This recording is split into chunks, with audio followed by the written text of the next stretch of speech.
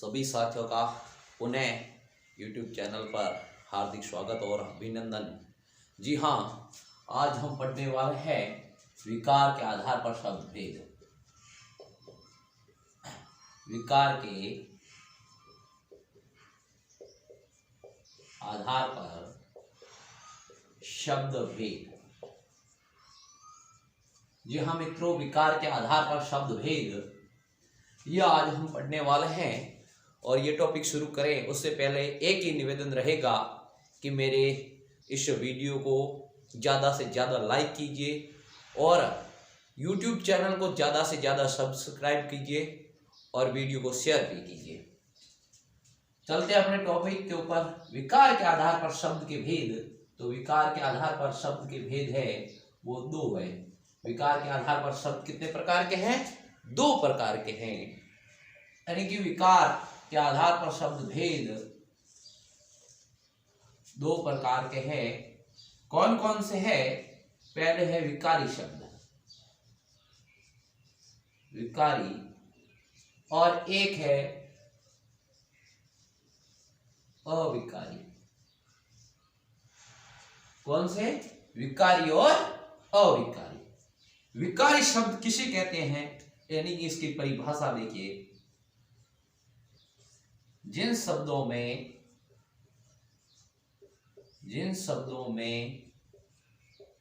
लिंग, वचन,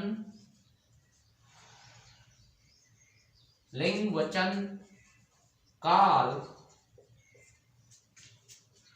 व कारक के आधार पर रूप परिवर्तन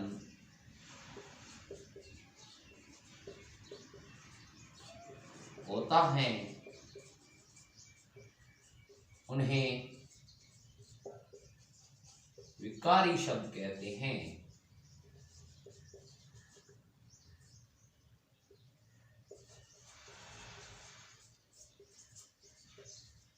जिन शब्दों में लिंग, वचन, काल और कारक के आधार पर क्या रूप परिवर्तन होता है, उन्हें हम कैसे शब्द कहते हैं? विकारी शब्द। यानी कि वे शब्द जिनमें लिंग, वचन, काल और कारक के आधार पर उन शब्दों के रूप में परिवर्तन आ जाए, उन्हें हम विकारी शब्द कहते हैं। ये तो है विकारी शब्द की परिभाषा। और दूसरे जो शब्द है वो है अविकारी। कैसे शब्द है? अविकारी। अविकारी शब्द किसे कहते हैं? देखो, अविकारी की परिभाषा, वे शब्द जिनमें लिंग, वचन, काल व कारक के आधार पर, वे शब्द जिनमें लिंग, वचन, काल व कारक के आधार पर रूप परिवर्तन नहीं होता है, रूप परिवर्तन नहीं होता है, उन्हें अविकारी या अव्यय शब्द कहते हैं। इसका दूसरा नाम, अविकारी का दूसरा नाम हम कह सकते हैं वो है अव्यय। अविकारी या अव्यय एक ही बात है साथियों। इसमें क्या था विकारी में? कि वे शब्द जिनमें लिंग, वचन, काल व कारक के आधार पर रूप परिवर्तन होता है उन्हें तो विकारी कहते हैं, लेकिन जिनमें परिवर्तन नहीं होता है उन्हें अविकारी कहते हैं। यानी कि ये दोनों एक दूसरे के अपोजिट है, विलोम है। इस चीज को ध्यान से समझिए। अविकारी या अव्यय एक ही बात है।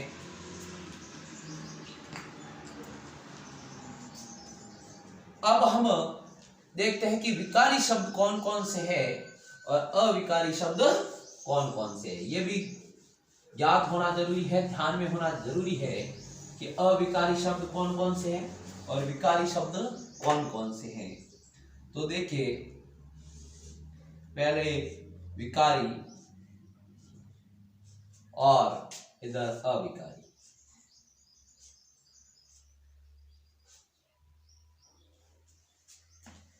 ये विकारी शब्द है वो 4 प्रकार के हैं और अविकारी भी 4 प्रकार के। देखो, विकार के आधार पर शब्द तो 2 प्रकार के, विकारी और अविकारी, लेकिन विकारी शब्द है ये भी है जो अलग इनके प्रकार है, अविकारी के भी अलग प्रकार है, 4 प्रकार। इसके 4 प्रकार कौन कौन से हैं? तो एक संज्ञा, हमारी जो संज्ञा है वो विकारी है। सर्वनाम जितने भी है, सर्वनाम विकारी है। विशेषण जितने भी है, विशेषण भी सारे के सारे क्या है? विकारी है। और क्रिया, क्रिया शब्द भी कैसे शब्द है? विकारी। ये है विकारी शब्द। और फिर आता है अविकारी।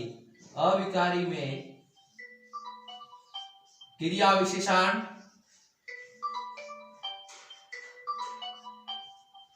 समुच्चय बोधक,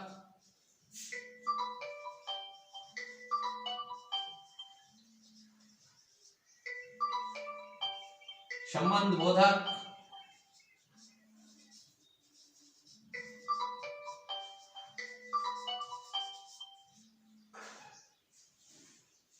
और विस्मयादि बोधक।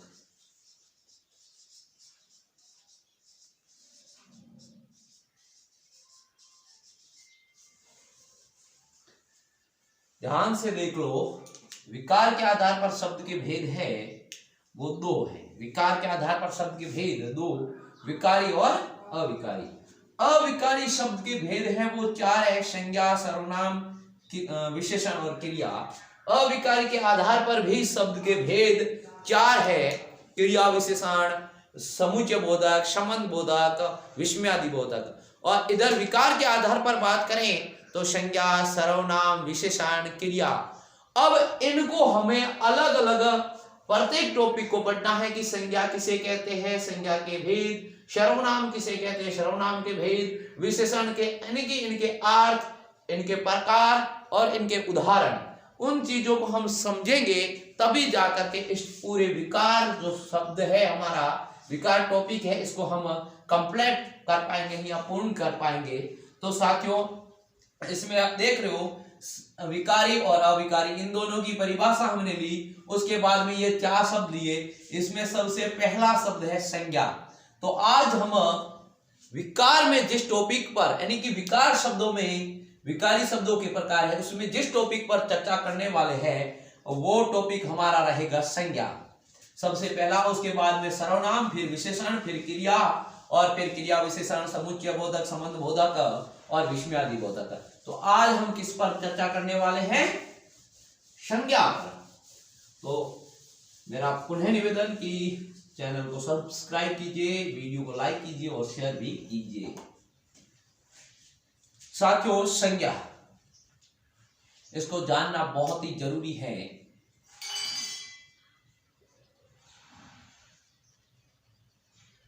पदबंध जो टॉपिक रहेगा वो इसी के आधार पर रहेगा, तो इसको जानना बहुत ही जरूरी, इंपॉर्टेंट टॉपिक अब आ गए हैं, बहुत ही महत्वपूर्ण। यदि इन टॉपिक्स को हमने सही से नहीं समझा तो हमारा जो टॉपिक है पदबंध उसको समझ नहीं पाएंगे, क्योंकि इसी के आधार पर पदबंध टॉपिक रहेगा। उस पर भी हम आगे चर्चा करेंगे, लेकिन आज हम संज्ञा के ऊपर चर्चा करने वाले हैं। इसका अर्थ क्या होता है? संज्ञा का अर्थ यानी संज्ञा में नाम, नाम को ही संज्ञा कहते हैं। एक परिभाषा मैं शॉर्टकट दूं तो कि नाम को ही क्या कहते हैं? संज्ञा कहते हैं। यानी संज्ञा शब्द का अर्थ है वो है नाम, और इसके भेद यानी कि प्रकार, और वो है इसके भेद 3। मुख्य रूप से संज्ञा कितने प्रकार की है? 3 प्रकार की है। और इसके बाद में इसकी परिभाषा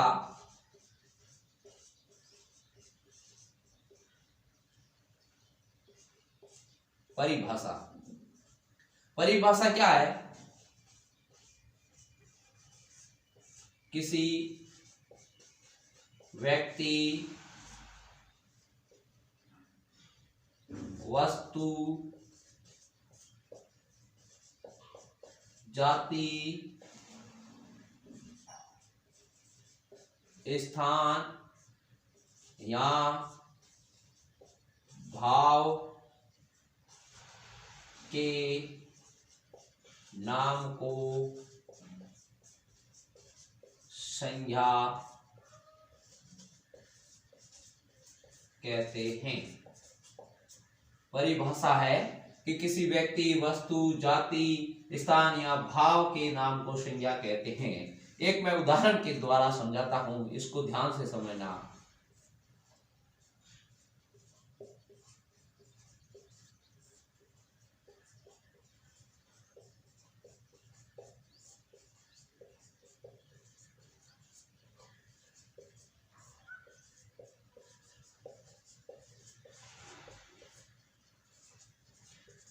ये एक वाक्य है कि गणपत ने आगरा में सुंदर ताजमहल देखा। अब इस चीज को समझना, देखिए ये किसी व्यक्ति का नाम है, ये किसी स्थान का नाम है, ये कोई भाव है और ये एक वस्तु का नाम है। तो ये सारी की सारी क्या है? संज्ञा है। ये सारी की सारी संज्ञा है। गणपत, आगरा, सुंदर, ताजमहल। इस चीज को समझना कि किसी व्यक्ति, वस्तु, जाति, स्थान या भाव के नाम को संज्ञा कहते हैं, या भाव को बोध कराने वाले शब्दों को संज्ञा कहते हैं। किसी व्यक्ति, वस्तु, स्थान, जाति, भाव आदि के नाम का बोध कराने वाले शब्दों को क्या कहते हैं? संज्ञा कहते हैं। यह तो बात हुई इस संज्ञा शब्द की, उसका अर्थ, उसके भेद। इसके भेद हमने पढ़े कि 3 भेद होते हैं संज्ञा के। संज्ञा के कितने प्रकार हैं? तो संज्ञा के 3 प्रकार है। 3 प्रकार कौन कौन से है?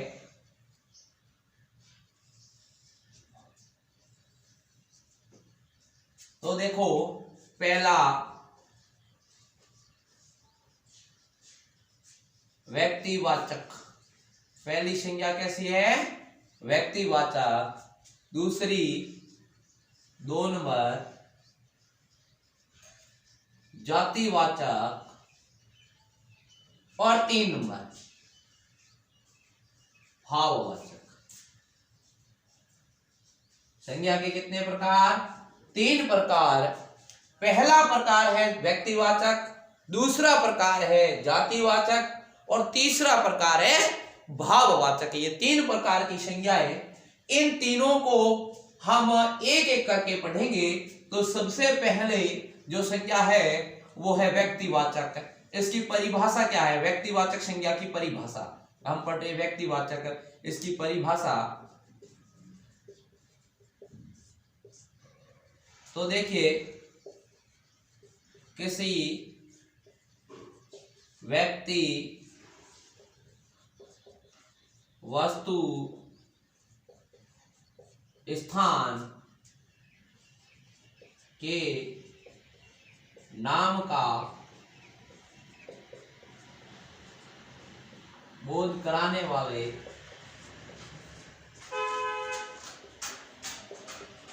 शब्द व्यक्तिवाचक संज्ञा कहलाते हैं। जैसे इसको देखो कि किसी व्यक्ति का नाम है, वस्तु का नाम है, स्थान का नाम है, यानी कि नाम का बोध कराने वाले शब्द है, उनको हम क्या कहते हैं?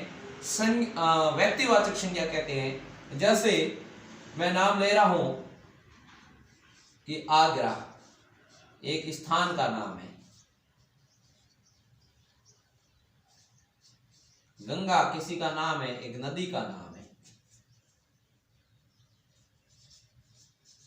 चेतक एक घोड़े का नाम है, जयपुर एक स्थान का नाम है, शारदा किसी महिला का या किसी लड़की का नाम है।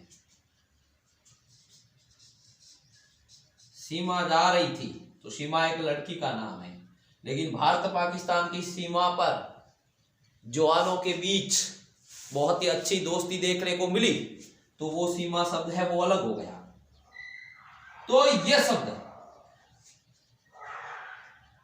शब्द है, जैसे एक हिमालय भी ले सकते हो आप, किसी पर्वत का नाम है।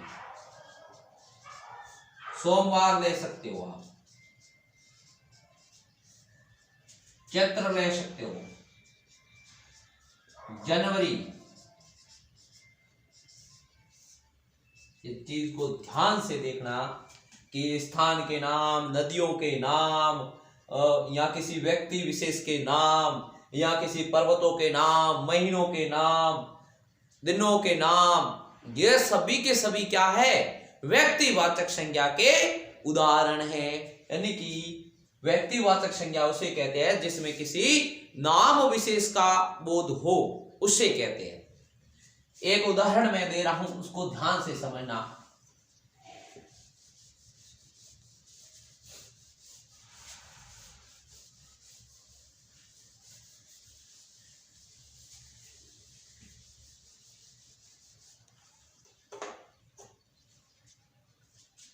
एक उदाहरण है, उसको ध्यान से समझने की कोशिश करना।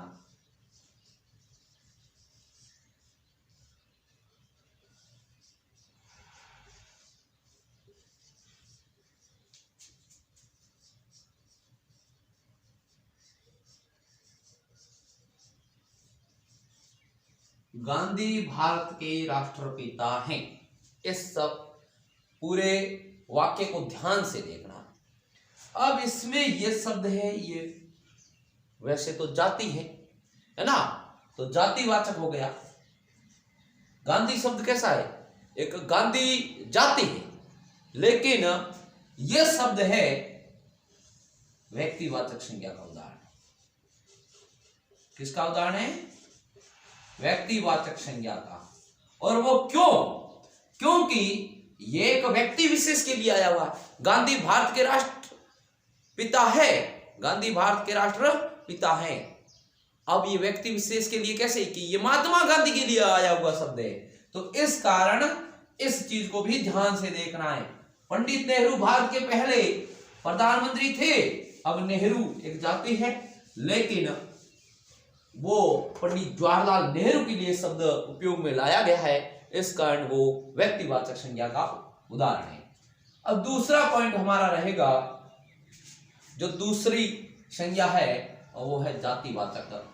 किसी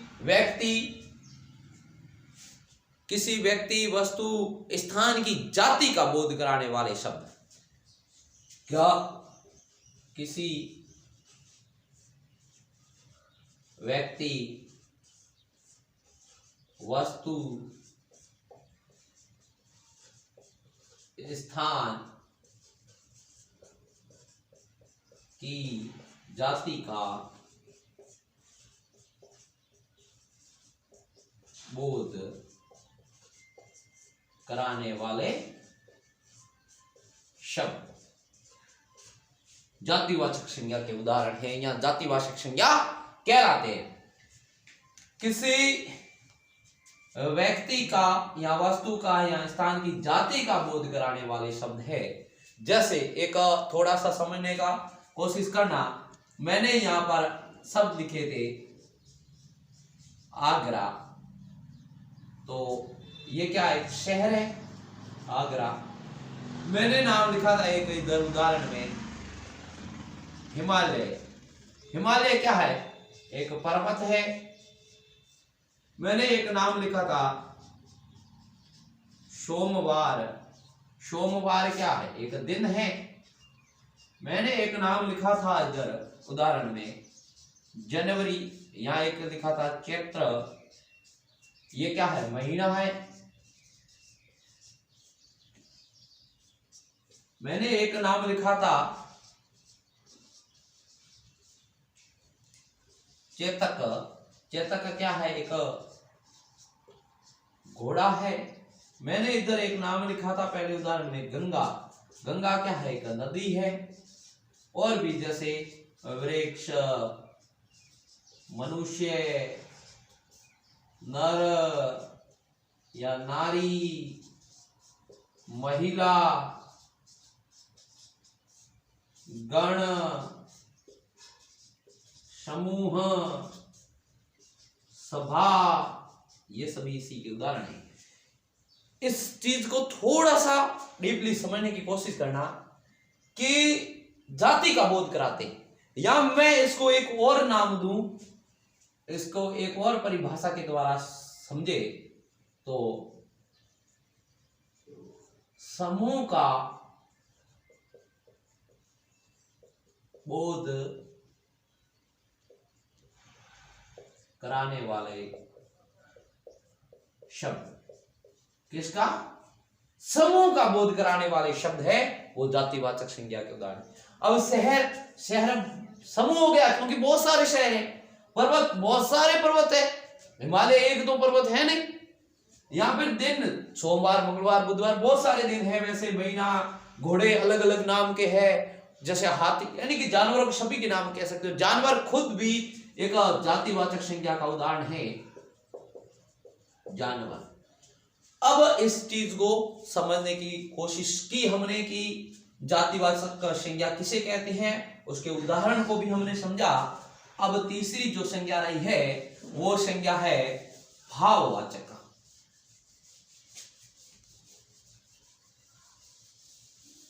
कौन सी संज्ञा है? भाववाचक संज्ञा। इसकी परिभाषा देखो, किसी व्यक्ति या किसी व्यक्ति की जगह अपन ले सकते हैं प्राणी या वस्तु के गुण दोष का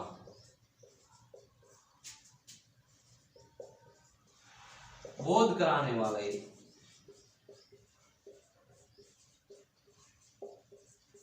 शब्द भाववाचक संज्ञा कहलाते हैं। किसका बोध कराने वाले? किसी प्राणी वस्तु के गुण दोष का। इसको समझ लेना कि किसी के गुण या दोष बताए जा रहे हैं तो वो किसके उदाहरण हैं? भाववाचक संज्ञा के उदाहरण हैं। जैसे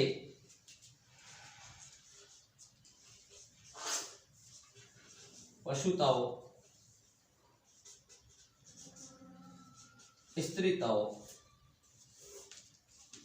ममताओ, बहुत सारे इसके उदाहरण हो सकते हैं। यानी कि किसी भी वस्तु या प्राणी के गुण और दोष का बोध कराने वाले शब्द है वो सभी के सभी इसके उदाहरण हैं। इसको जैसे मिठास शब्द है। अब कोई कहता है कि सर मीठा किसमें आएगा? हमने यहां लिखा मिठास। मीठा है वो एक विशेषण शब्द है। मीठा कैसा शब्द है? एक और विशेषण शब्द है। इस प्रकार से हमारे जो संज्ञा और उनके भेद है, उनकी परिभाषाएं हैं, उनके उदाहरण हैं, वो हमने जाना। अब हम पढ़ेंगे कि भाववाचक संज्ञा है वो किन किन तरीकों से बनाई जा सकती है। तो भाववाचक संज्ञा जातिवाचक संज्ञा से बनाई जा सकती है,